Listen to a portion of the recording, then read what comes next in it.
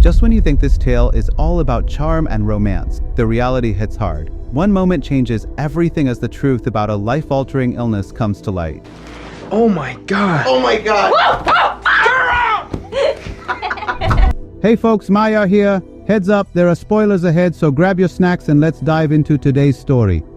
The movie begins in 1996 with Jamie, who works as a salesman at an electronics shop.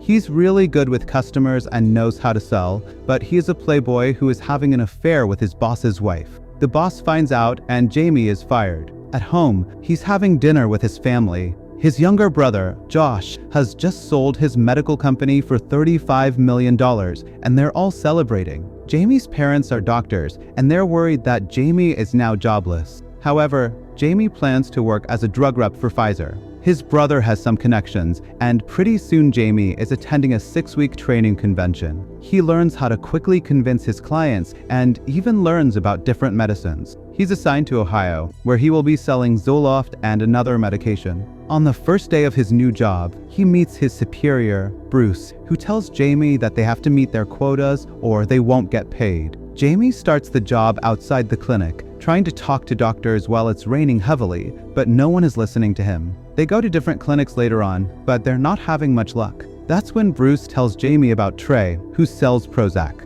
Bruce claims that Zoloft is underselling because of Trey. Bruce wants to get promoted to Chicago so that he can be near his family. Jamie knows he has to live up to expectations, so he goes to meet with Dr. Stan, the most popular doctor in the city. He uses sweet talking to get on the good side of the receptionist. This works, and Jamie gets a chance to submit samples of Zoloft, but he knows that Stan still prefers Prozac. So Jamie just puts all the Prozac samples in a suitcase and throws them in a garbage can where a homeless man finds them. After the first few weeks, Bruce reminds Jamie that his quotas are nowhere near the requirement and he has to step up his game. So the next day, Jamie pays Stan $1,000 to have his company for one day. Jamie spends the day trying to convince Stan to switch to Zoloft, but it's not working. That's when they meet Maggie, a young woman suffering from the first stage of Parkinson's disease. She is there for a new prescription and also wants Stan to look at a mark on her breast. Jamie is there during all of this. When he goes outside,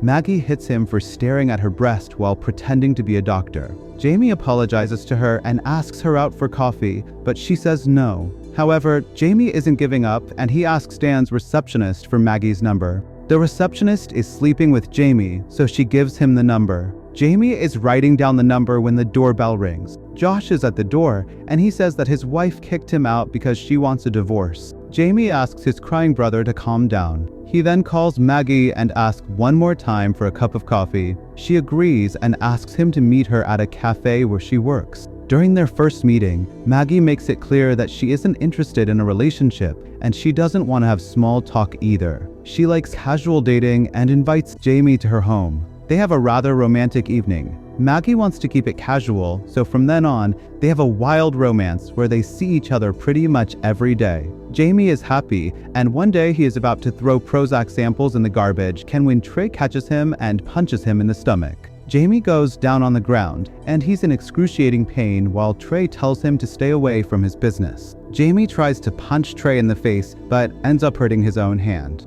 The next time Jamie goes to Stan's clinic, the receptionist doesn't allow him to submit samples because she's been bribed by Trey. Jamie's pissed off, and in the evening, he goes to Maggie's place with some food. Maggie doesn't like this gesture because she once had a relationship with Trey, and it got messy because of her disease. Jamie assures her that he's not looking for a relationship.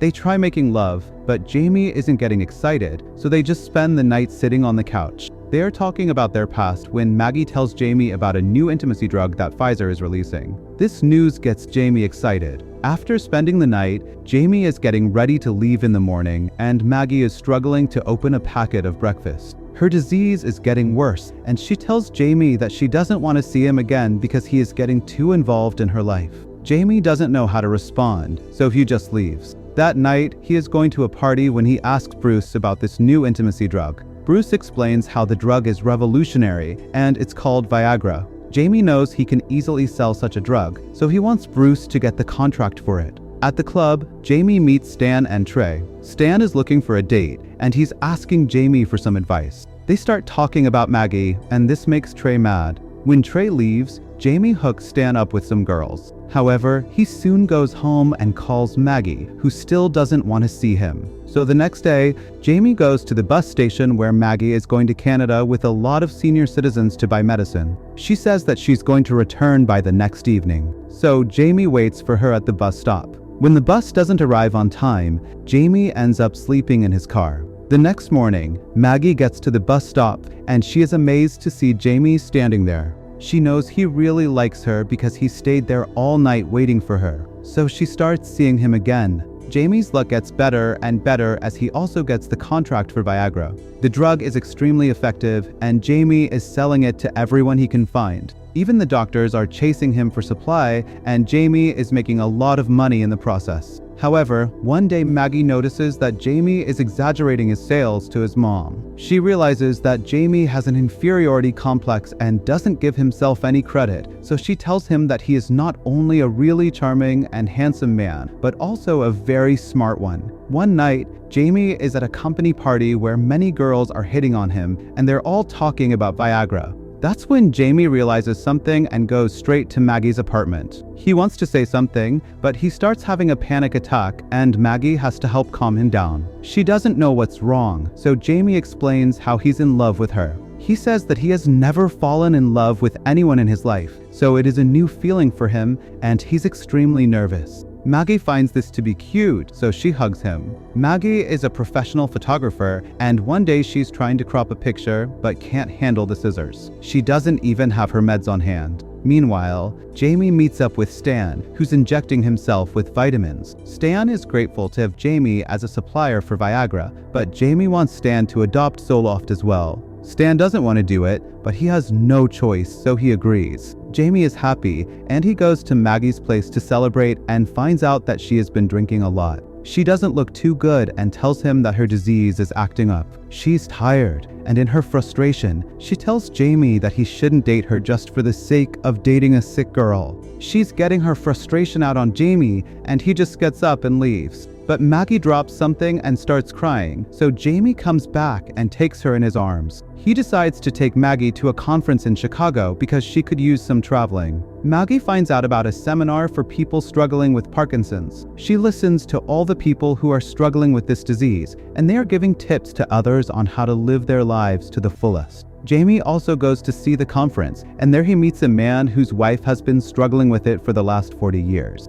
The man tells Jamie that this disease ruins relationships because it's too much for one person to handle. After the meeting, Maggie is really happy and relieved. She tells Jamie that she hasn't been this happy in a long while. She even says that she loves him and wants to be with him. Jamie, on the other hand, is worried about her disease, so he starts asking Stan and other doctors about treatment. There is no cure for Parkinson's, but Jamie is taking Maggie to meet doctors all over the country, and he's starting to get frustrated. One day, they're having an argument when Maggie just starts walking back. She tells him that she doesn't want to waste her life running around for a cure and that he shouldn't get involved with her. He's a young man who is having a lot of success in his career, so he should leave her behind. And just like that, she breaks up with him. That evening, Jamie is putting his stuff in his porch. In the next few days, Jamie isn't feeling too great about anything, and Maggie is also crying and feeling sad. Then one evening, Jamie gets invited to a pajama party,